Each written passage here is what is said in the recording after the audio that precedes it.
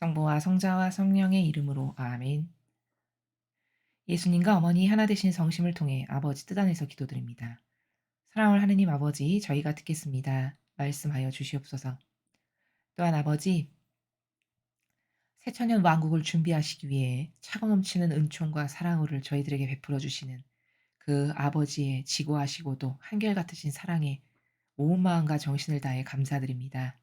부디 아버지께서 주시는 은총과 사랑에 올바르게 반영할 수 있는 그런 은총을 아버지께 속한 모든 자녀들에게 주시옵소서. 또한 아버지, 저희는 아버지만이 다스리셔야 할 그 모든 권한을 빼앗고 도둑질하여 왕처럼 살고 우상 숭배받으며 살아가는 전체주의의 이 모든 마귀 세력을 매 순간마다 지옥 불구덩이 속에 집어 던져 불살라 태워 죽이기를 갈망합니다.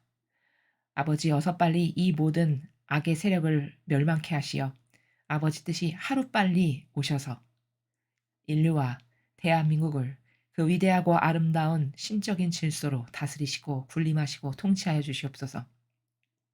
갈망으로 청원드립니다. 이 모든 기도 우리 주 예수 그리스도의 이름으로 기도드리나이다. 아멘. 성부와 성자와 성령의 이름으로 아멘.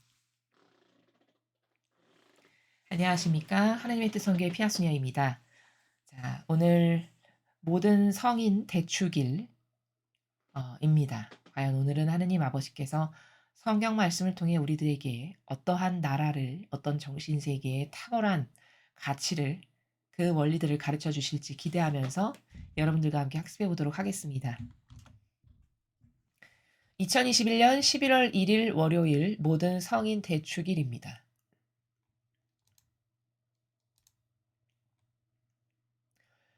제1독서 요한계시록 7장 2절에서 4절, 9절에서 14절까지 말씀입니다. 나 요한은 다른 한 천사가 살아계신 하느님의 인장을 가지고 해 돋는 쪽에서 올라오는 것을 보았습니다. 그가 땅과 바다를 해칠 권한을 받은 네 천사에게 큰 소리로 외쳤습니다. 우리가 우리 하느님의 종들의 이마에 인장을 찍을 때까지 땅도 바다도 나무도 해치지 마라. 나는 인장을 받은 이들의 수가 14만 4천 명이라고 들었습니다. 인장을 받은 이들은 이스라엘 자손들의 모든 지파에서 나온 사람들이었습니다. 그 다음에 내가 보니 아무도 수를 셀 수 없을 만큼 큰 무리가 있었습니다. 모든 민족과 종족과 백성과 언어권에서 나온 그들은 희고 긴 겉옷을 입고 손에는 야자나무 가지를 들고서 어자 앞에 또 어린 양 앞에 서 있었습니다. 그들이 큰 소리로 외쳤습니다. 구원은 어자에 앉아 계신 우리 하느님과 어린 양의 것입니다. 그러자 모든 천사가 어자와 원로들과 네 생물 둘레에 서 있다가 어자 앞에 얼굴을 땅에 대고 엎드려 하느님께 경배하며 말하였습니다. 아멘. 우리 하느님께 찬미와 영광과 지혜와 감사와 영예와 권능과 힘이 영원 무궁하기를 빕니다. 아멘. 그때 원로 가운데 하나가 희고 긴 겉옷을 입은 저 사람들은 누구이며 어디서 왔느냐 하고 나에게 물었습니다. 원로님께서 알고 계시지 않습니까? 하고 내가 대답하였더니 그가 나에게 말하였습니다. 저 사람들은 큰 환난을 겪어낸 사람들이다. 저들은 어린 양의 피로 자기들의 긴 겉옷을 깨끗이 빨아 희게 하였다. 주님의 말씀입니다. 하느님 감사합니다.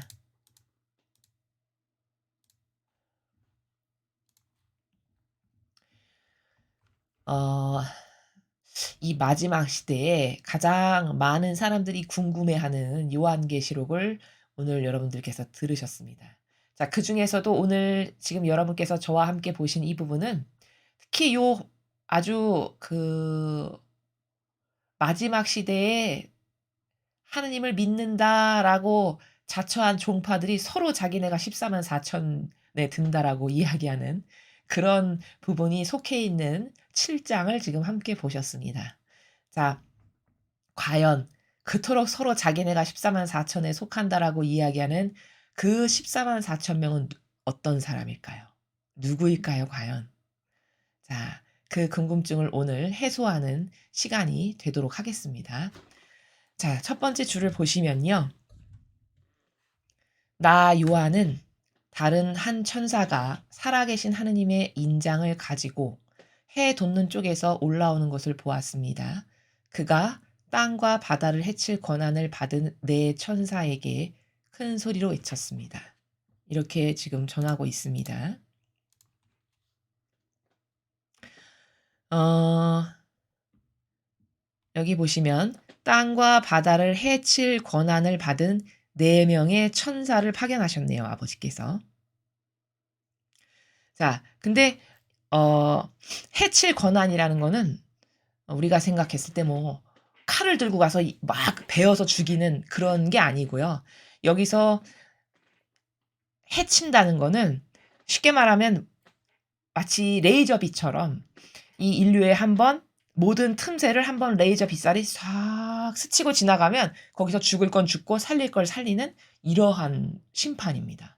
그러한 권한을 받은 4 명의 천사에게 다른 한 천사, 인장을 들고 있는 한 천사가 그런 권한을 수여받은 4 명의 천사에게 외치는 거를 지금 사도 요한이 이렇게 환시로 보고 있는 것이죠. 우리가 우리 하느님의 종들의 이마에 인장을 찍을 때까지 땅도 바다도 나무도 해치지 마라. 자, 여기 보시면 하느님의 종들의 이마에 인장을 찍을 때까지. 그러면 여기서 말씀하시는 이 하느님의 종들이 누굴까요? 이 하느님의 종들이라고 말씀하시는 이 사람들은 아버지의 뜻을 행한 일꾼들입니다. 예수님이 말씀하시잖아요, 복음에서.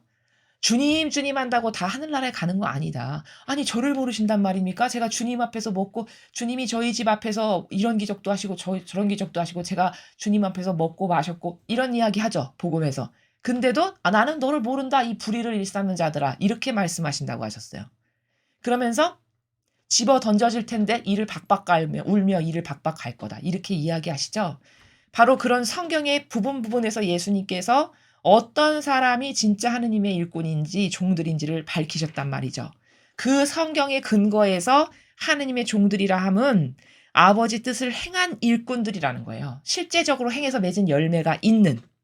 그러니까 다시 말하면 하느님 아버지와 완전히 하나 된 일꾼들. 그런 사람들이 하느님의 종들입니다.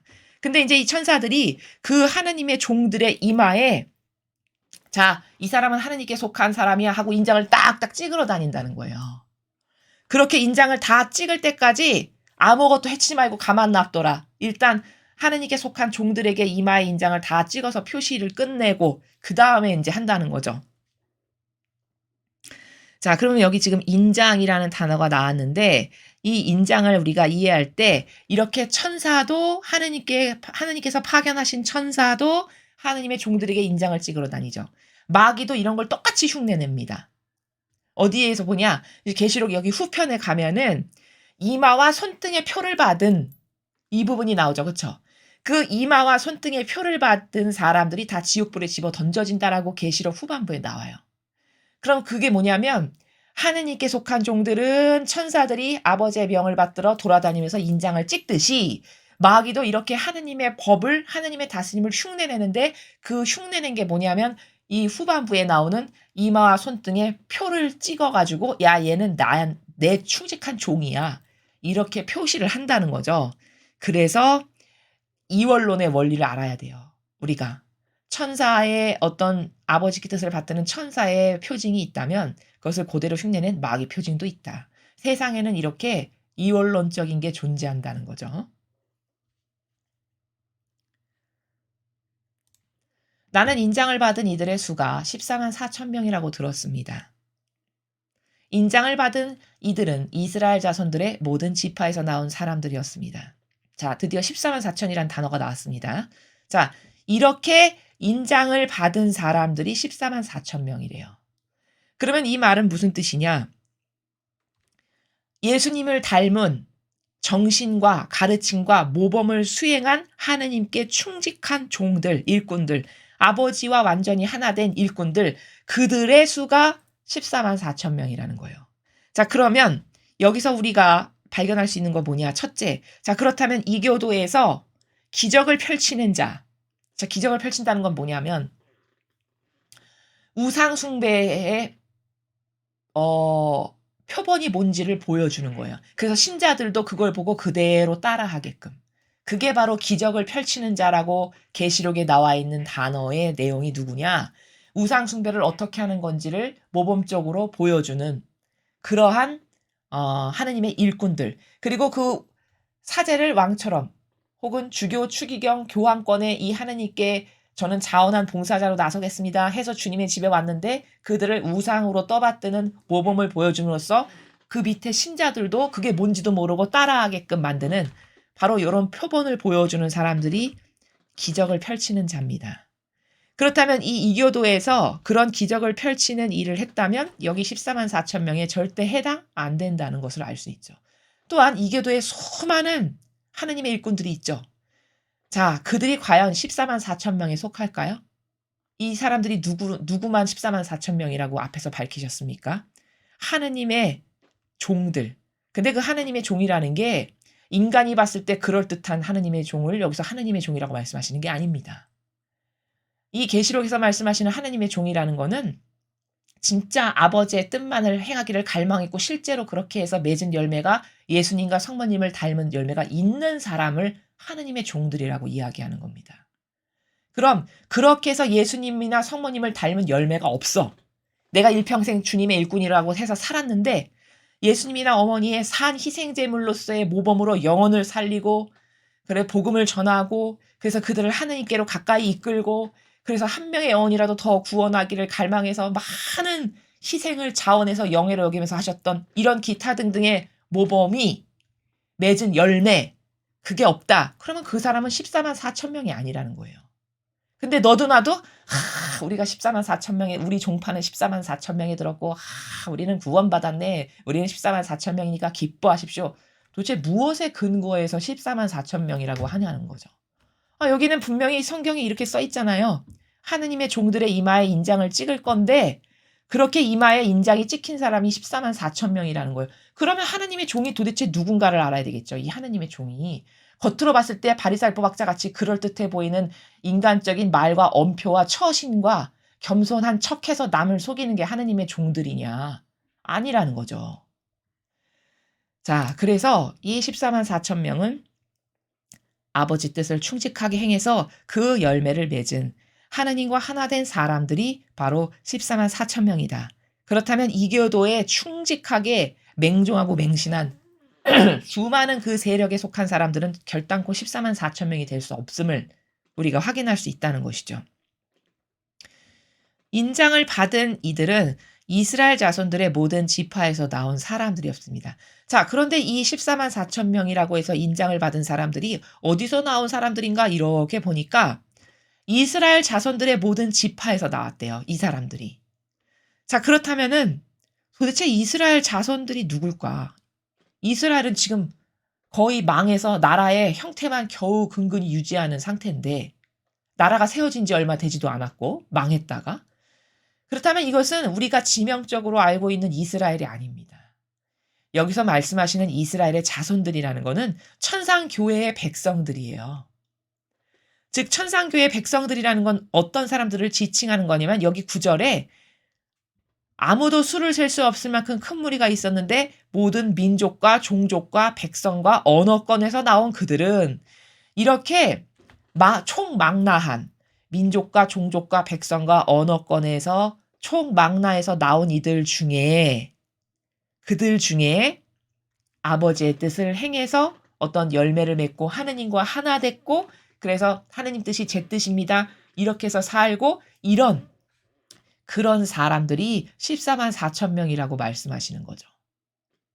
그래서 천상교회의 백성들에서 나온 건데 천상교회의 백성들인데 여기 모든 지파라고 표현한 것을 보면 아마도 천상의 나라는 지파가 12지파 있었잖아요. 이스라엘이. 그러니까 어떤 12개의 나라, 12개의 계층으로 형성되어 있겠구나. 이렇게 추론이 가능하죠. 그 다음에 내가 보니 아무도 수를 셀 수 없을 만큼 큰 무리가 있었습니다. 모든 민족과 종족과 백성과 언어권에서 나온 그들은 희고 긴 겉옷을 입고 손에는 야자나무 가지를 들고서 어자 앞에 또 어린 양 앞에 서 있었습니다. 그들이 큰 소리로 외쳤습니다. 구원은 어자에 앉아 계신 우리 하느님과 어린 양의 것입니다. 자, 이렇게 흰옷을 입은 사람들이 희고 긴 겉옷을 입었고 야자나무 가지를 든 사람들이 자, 이렇게 하느님을 찬양하고 있다는 것을 지금 보고 있는 거죠. 그러자 모든 천사가 어자와 원로들과 네 생물 둘레에 서 있다가 어자 앞에 얼굴을 땅에 대고 엎드려 하느님께 경배하며 말하였습니다. 아멘. 우리 하느님께 찬미와 영광과 지혜와 감사와 영예와 권능과 힘이 영원무궁하기를 빕니다. 자, 지금 무엇을 하고 있는 광경을 보고 있는 거냐면 사도 요한이 아버지의 그 신성하심 있죠. 하느님 아버지만이 가지고 계신 것이 바로 신성하심입니다. 그래서 우리는 신성하신 뜻 이렇게 이야기를 하는데 그 아버지의 신성하심을 천상에 있는 이 분들께서 찬미를 하는 그런 광경을 보고 있는 거죠. 자, 여기 보면은 찬미, 영광, 그리고 지혜, 감사, 영예, 권능, 힘 이러한 것으로 찬미를 드리고 있어요. 자, 여기 보면 지혜는 뭘까요? 지혜. 어떤 하느님의 뜻의 그 목적을 이루기 위한 다양한 수단을 동원해서 아버지의 뜻, 목적을 이루는 방법이 지혜입니다. 자, 감사는 알고 영예는 뭘까요? 영예. 영예라는 나라는 아버지께서 하신 모든 결정이 올바르셨음을 그 올바르신 것에 따른 열매, 다양한 열매, 그게 바로 아버지의 영예를 드러내는 열매들 이런 거고 권능이라는 거는 아버지의 능력과 권한 이런 것들을 막 찬미하고 있는 거죠 지금. 그때 원로 가운데 하나가 희고 긴 겉옷을 입은 저 사람들은 누구며 어디서 왔느냐 하고 나에게 물었습니다. 사도 요한에게 지금 물어봤다는 거죠. 원로님께서 알고 계시지 않습니까? 하고 내가 대답하였더니 그가 나에게 말하였습니다. 저 사람들은 큰 환난을 겪어낸 사람들이다. 저들은 어린 양의 피로 자기들의 긴 겉옷을 깨끗이 빨아 희게 하였다. 자, 여기 마지막 줄이 굉장히 중요한 부분이죠. 자, 저 사람들은 환난을 겪어낸 사람들이래요. 그 희고 긴 겉옷을 입었다고 하는 그 무리가. 그러면 이 환난이라는 단어를 통해서 마지막 시대에 그 14만 4천 명이 뽑히겠구나라는 것을 알 수 있죠. 환난이라는 건 마지막 시대에 오는 거니까요. 자, 그 환난을 겪어낸 사람들인데 어린 양의 피로 자기들의 긴 겉옷을 빨아서 희게 했대요. 그러면 어린 양의 이 피가 뜻하는 상징하는 의미가 뭘까요? 이거는 예수님의 피라는 것은 고통, 희생, 즉 산 희생제물로서 흘리신 피죠. 그렇죠? 그 희생제물의 피예요. 그래서 그 희생제물의 피로 자기들의 겉옷을 빨아서 희게 했다. 희게 했다는 건 뭐냐면 용서받았다. 또 의인을 상징하기도 하고요. 이 희게 하였다라는 게 희생을 나타내기도 하고 이런 겁니다. 그러니까 정리하면은 이 마지막 문장은 어떤 것을 뜻하는 거냐면 예수님을 닮은 자신도 희생과 배상과 보속을 하여서 그래서 훌륭한 산제물로 바쳐진 사람들 이런 사람들 또 이런 예수님을 닮은 희생과 고통을 통해서 예수님을 닮은 열매를 맺은 사람들 이런 사람들을 두고 지금 어린 양의 피로 자기들의 긴 겉옷을 깨끗이 빨아 희게 한 사람들이 과연 누구인가에 대해서 말씀하시는 것이죠.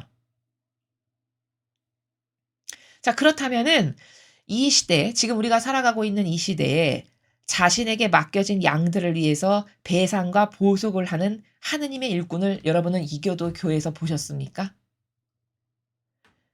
만약에 보시지 못했다면 바로 여기 어린 양의 피로 자기들의 겉옷을 빨아서 깨끗하게 한 사람들이다. 그렇게 무리를 지어서 다니는 그 사람들이 누군가를 물어보니까 그렇다면 하느님의 예수님을 닮은 어떤 희생과 배상과 보속을 통해서 예수님을 닮은 열매를 맺은 게 없다.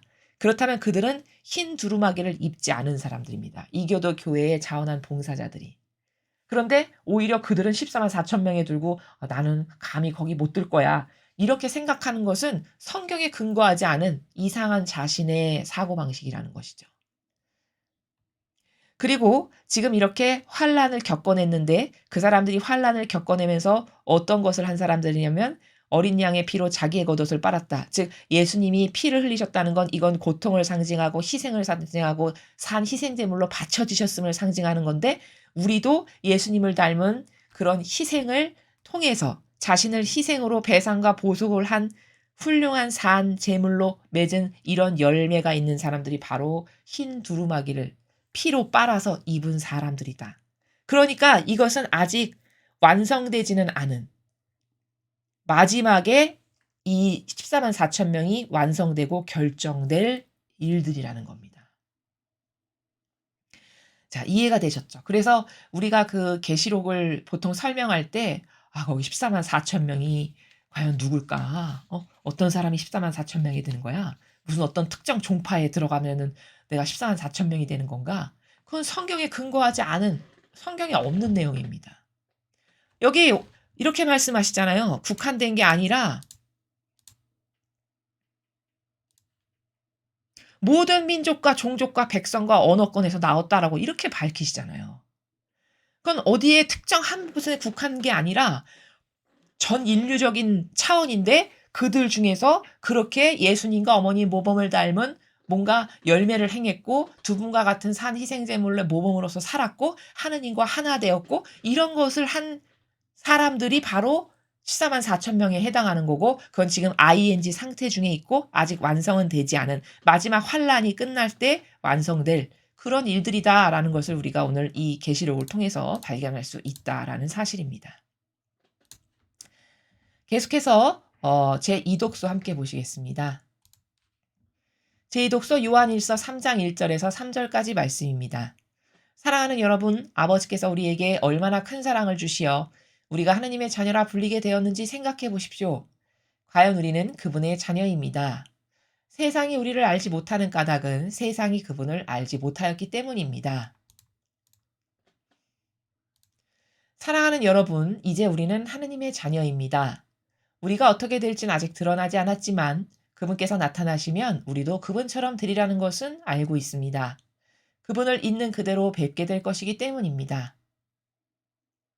그분께 이러한 희망을 두는 사람은 모두 그리스도께서 순결하신 것처럼 자신도 순결하게 합니다.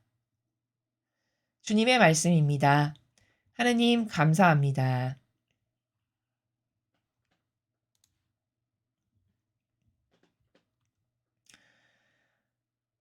지금 사도 요한이 이야기하는 이 나라, 자, 그 나라에서 중요한 거는 이 3절 마지막 절인데요.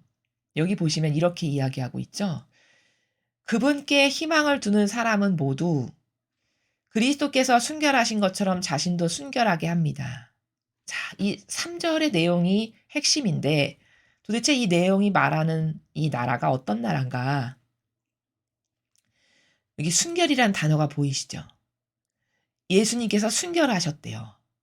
그러면 예수님께서 순결하셨다? 그리스도께서 순결하셨다? 그러면 이거는 육적인 순결을 말하는 게 아니구나 일단. 예수님께서 순결하셨다라고 표현하신 이 단어를 봤을 때 우리가 순결하면 떠올리는 인간적인 어떤 여성이 가져야 하는 그런 어떤 육적 순결을 말씀하시는 건 아니구나. 그렇다면 뭐 육적 순결이 배제돼야 되는 거냐? 그 말도 아닙니다. 그 말도 아닌데 여기서 말씀하시는 이 순결이라는 단어가 가지고 있는 본질적 의미는 어떤 거냐면 예수님께서 아버지 뜻 안에서 온전하셨다라는 거예요. 거기 이물질이라는 것은 눈곱만큼도 섞이지 않고 완전히 아버지의 뜻만을 행한 것으로 가득 채우신 요 정신을 순결하신 정신이다 이렇게 표현한 겁니다.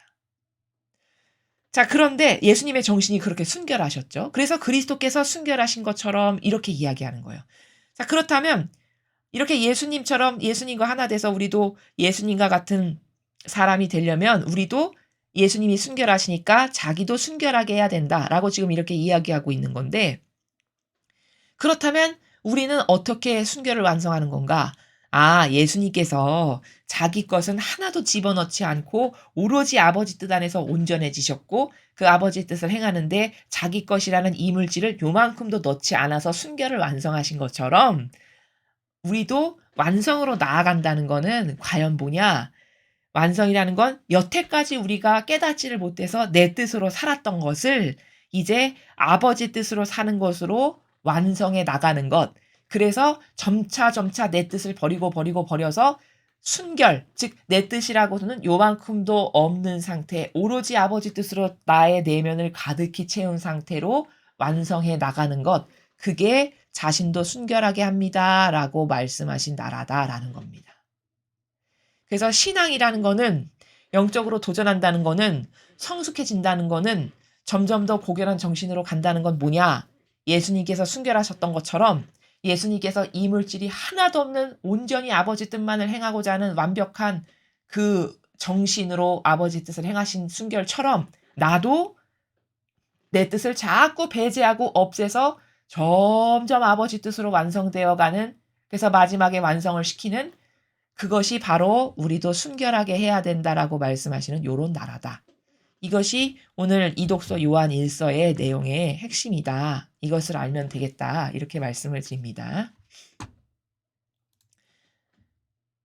자, 계속해서 복음 말씀 함께 보시겠습니다. 마태오복음 5장 1절에서 12절까지 말씀입니다. 주님 영광 받으소서. 그때 예수님께서는 군중을 보시고 산으로 오르셨다. 그분께서 자리에 앉으시자 제자들이 그분께 다가왔다. 예수님께서 입을 여시어 그들을 이렇게 가르치셨다.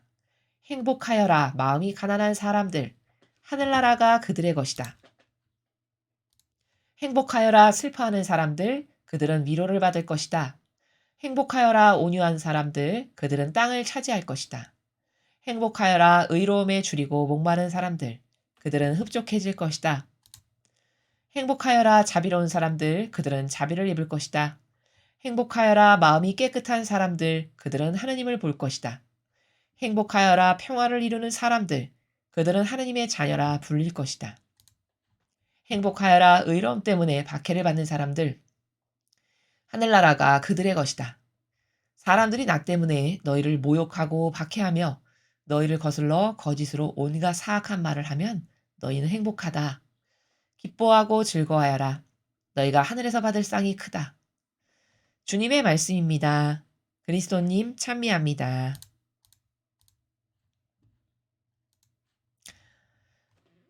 자, 오늘 이 마테오 복음은 굉장히 유명한 복음 말씀이시죠.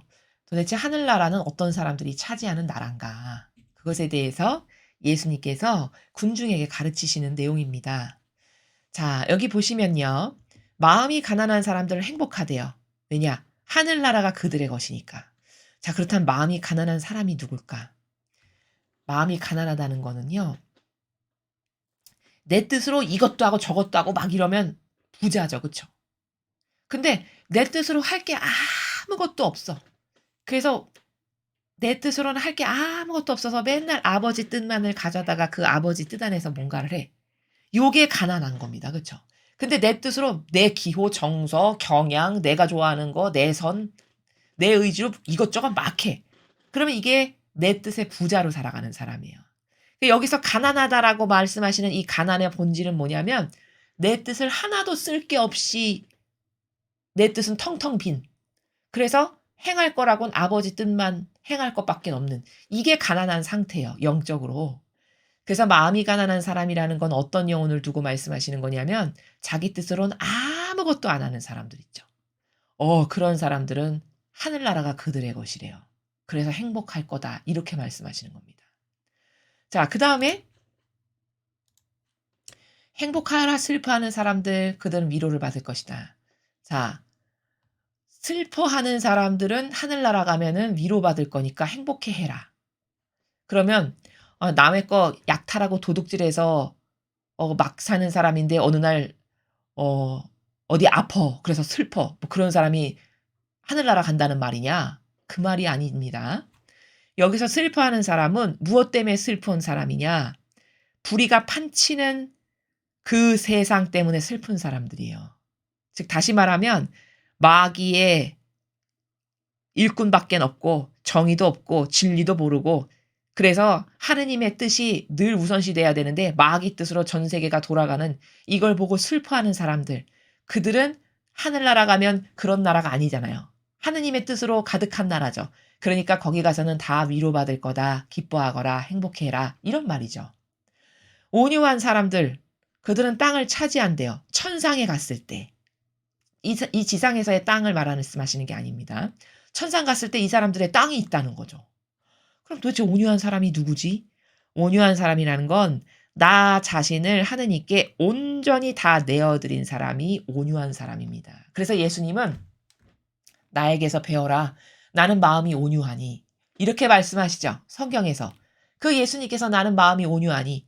나는 아버지께 다 내어드려서 아버지 뜻만을 내 뜻으로 받아들이고 살아가니까 너도 내 마음을 닮아라. 이런 말씀이시거든요. 바로 그 온유예요. 그렇게 온유한 사람. 나 자신을 하느님께 온전히 다 내어드린 사람. 그런 사람들은 행복해하라는 겁니다. 왜? 천상에 갔을 때 그들은 땅을 차지한대요. 자, 그 다음에 또 행복해라. 의로움에 줄이고 목마른 사람들. 그들은 천상에 가면은 흡족해질 거다. 의로움에 줄이고 목마른. 이거는 의로움이라는 거는 이제 뭔지 잘 아시죠? 희생. 의로움 하면 희생이죠, 희생. 그러니까 나에게 희생이 따르더라도 진리를 지키고 정의를 행했던 사람. 그런 사람들이 의로움이죠. 그렇죠? 그 의로움에 줄이고 목말랐던 이 세상에 그런 의인의 정신이 없어가지고 그 의인의 정신이 그저 목말랐고 굶주렸던 그래서 자신이 그런 의인으로서 살아가는 사람들 진리를 지키고 정의를 행했던 사람들 그들은 흡족해질 거래요. 하늘나라에 가면. 왜? 거기는 의인밖에 없는 나라니까. 온통 다 의인밖에 없으니까 더 이상 의인이 없어서 목말라 하지도 굶주리지도 않겠죠. 그러니까 하늘나라에 가면 그때 가서는 흡족해질 거라는 거예요. 그러니까 행복해라. 또 자신도 그런 의인으로 살았으니까 천상에 가서는 그 의인으로 산 대가가 있을까요? 없을까요? 당연히 있겠죠. 그러니까 천상에 가서 다 네가 여기서 의인으로서 살면서 행했던 것에 대한 보답이 있을 거니까 천상에 가면 너는 흡족해야 할 거다. 이런 말씀이시죠. 행복해라. 자비로운 사람들. 그들은 자비를 입을 거다. 자, 자비롭다는 거는 아무에게나 막 자비를 베풀어가지고 아유 하느님은 사랑이시니까 모두를 사랑해야지. 그 자비가 아닙니다. 여기서 말씀하시는 자비로운 사람이라는 건. 그게 아니라 여기서 자비로운 사람이라는 거는 아버지께 속한 영혼들 있죠. 아버지께 속한 영혼들은 다 용서하고 수용하고 받아들였던 사람들 있죠. 마귀도 끌어안고 받아들인 게 아니라 하느님을 갈망하고 하느님을 사랑하고 그래서 아버지께 하나 되고 속하기를 바랬던 그런 영혼들을 수용하고 받아들이고 포용하고 그런 영혼들이 뭘 잘못했다라고 하면 다 용서해주고 이런 사람이 자비로운 사람이라는 거예요. 그런 사람들은 천상에 가면 자비를 입을 거다. 네가 지상에서 자비를 베풀었으니 너에게도 내가 자비를 베푼다. 이런 나라죠. 그렇죠? 그러니까 행복할 거다. 이런 말씀이시고 행복해라 마음이 깨끗한 사람들 그들은 하느님을 볼 거다. 와 하느님을 본대요. 어떤 사람들이? 마음이 깨끗한 사람들이. 그럼 마음이 깨끗한 게 도대체 뭘까? 이런 겁니다. 마음이 깨끗하다는 거는 어떤 인간적인 게 내 안에 없고 사욕과 욕망이 없는 사람. 이런 사람이 마음이 깨끗한 거죠. 그렇죠?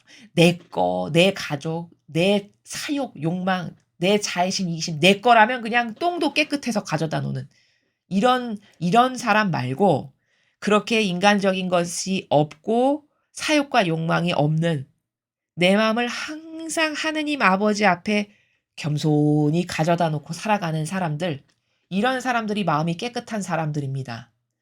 그들은 하느님을 볼 거래요. 천상에 갔을 때. 엄청 행복하겠네요. 그 다음 평화를 이루는 사람들. 그들은 하느님의 자녀라 불릴 거다. 평화를 이루는 사람들은 누굴까요? 그렇죠. 이 세상에서 살 때 진리를 전하고 또 내가 그렇게 평화를 남에게 전하는 사람으로서 모범을 보여서 살았던 사람들. 그런 사람들이 평화를 이루는 사람들입니다. 이 평화라는 건 이 단어에 대해서 여태까지 학습을 많이 했죠. 하느님과 나와의 올바른 소통 관계가 이루어질 때 그때 비로소 그걸 평화라고 하는 거거든요. 이 세상의 자연법이 말하는 서로서로 쌀 노나 먹어서 겉으로 봤을 때 평화로운 척하는 그 평화가 아니라 하느님과 내 영혼 간에 오해나 부작용이 없어서 소통이 그대로 잘 되는 요런 상태가 평화예요. 그러면 그러한 평화를 이루기 위해서 노력했던 사람들, 그러니까 이런 복음도 전하고 하나님을 올바로 깨닫게 하려고 옆에 사람들한테 친절하게 다가가서 어떤 노력을 해서 그런 하느님과의 올바른 소통 관계의 평화를 건설하려고 다양한 노력을 하는 이런 사람들, 그런 사람들은 천상에 가면 "아 하나님의 진짜 자녀라고 불릴 것이니까 너는 행복할 거다." 이런 말씀이십니다. "행복하여라. 의로움 때문에 박해받는 사람들 하늘나라가 그들의 것이다." 와. 하늘나라가 의로움 때문에 박해받는 사람들의 것이래요. 그러니까 이 지상에서 하느님의 뜻, 이 진리, 이 진실을 전하려고 많은 애를 쓰고 희생을 했고 그 희생 정신 때문에 비록 박해를 받았을진 모르겠어요. 악의 세력으로부터 혹은 깨닫지 못한 사람으로부터. 그러나 그 박해를 받았다고 해도 너가 의인의 희생 정신으로 영혼 하나를 구하고 살리려고 뭔가를 노력하고 이랬다면 하늘나라가 그런 사람들의 것이니까 행복해라. 이렇게 말씀하시는 겁니다. 사람들이 나 때문에 너희를 모욕하고 박해하며 너희를 거슬러 거짓으로 온갖 사악한 말을 하면 너희는 행복하다. 왜 행복한가? 아, 이게 어디가 행복해? 이게 불행 자체지. 여기서 말씀하신 행복이라는 거는 육의 행복을 말씀하시는 게 아니죠. 영혼의 행복, 본질의 행복을 말씀하시는 나라죠. 그럼 이런 사람들은 이 지상에서는 고통스러운 인생이다 라고 겉으로 봤을 때는 이야기할 수 있을지 모르겠으나 그 사람들이 죽고 나서 천상에 갔을 때는 행복한 사람들이라는 거예요. 왜? 기뻐하고 즐거워해라. 너희가 하늘에서 받을 상이 크다. 지금 이 앞에 나오는 8가지의 부류에 속하는 사람들은 죽고 나서 천상에 갔을 때 기뻐하고 즐거워할 일밖에 없어요. 왜? 이 각각에 상응하는 상급이 다 주어질 거니까요. 그러니까 후미에서 결론을 내려주시죠. 네가 하늘나라에 갔을 때 받을 상이 클 테니까 기뻐하고 즐거워해라. 이 지상에서 살아있을 때의 고통은 그거는 한시적인 것이지 그게 영원한 것도 아니고 그게 한평생 수천 년을 갈 것도 아니라는 거죠. 그 한계적 인생 가운데 내가 옳은 것을 위해서 의인으로 살고 희생을 했고 고통을 사랑했고 그래서 하느님을 증거했고 그리고 그러한 많은 나의 희생으로 어떤 하느님께서 기뻐하실 만한 열매를 맺은 게 있고 이렇다면은 그런 사람들은 진짜 죽고 나서 행복할 거니까 받을 상이 클 거니까 기뻐해라 이렇게 말씀하시는 나라입니다. 자, 오늘 계시록부터 요한일서 그리고 복음에 이르기까지 많은 것들을 배웠습니다. 오늘 배운 천상의 질서, 어, 다양한 원리 이런 것들이 여러분의 사고방식이 되게 하셔서 여러분들을 하느님께서 축복하시기에 부족함이 없는 반향을 늘 하실 수 있는 그런 영혼들이 되셨으면 좋겠습니다. 공지사항을 말씀드리겠습니다. 저희 사명이 각계각층의 다양한 분야에서 어떤 자기가 원하는 것에 도전을 해서 성공적인 것을 이루기를 원하는 분들을 돕기를 기다리고 있습니다. 뭐 나이나 성별이나 연령 이런 것에 불문이고요. 또 비용도 여러분이 전혀 부담하시지 않으셔도 됩니다. 모든 것은 저희가 부담하고 또 저희의 교육을 통해서 여러분께서 원하시는 바를 전달해 드리고자 하니까 많은 분들의 도전을 바라고 있겠습니다. 이상으로 2021년 11월 1일 월요일 복음 해설을 마치겠습니다. 감사합니다.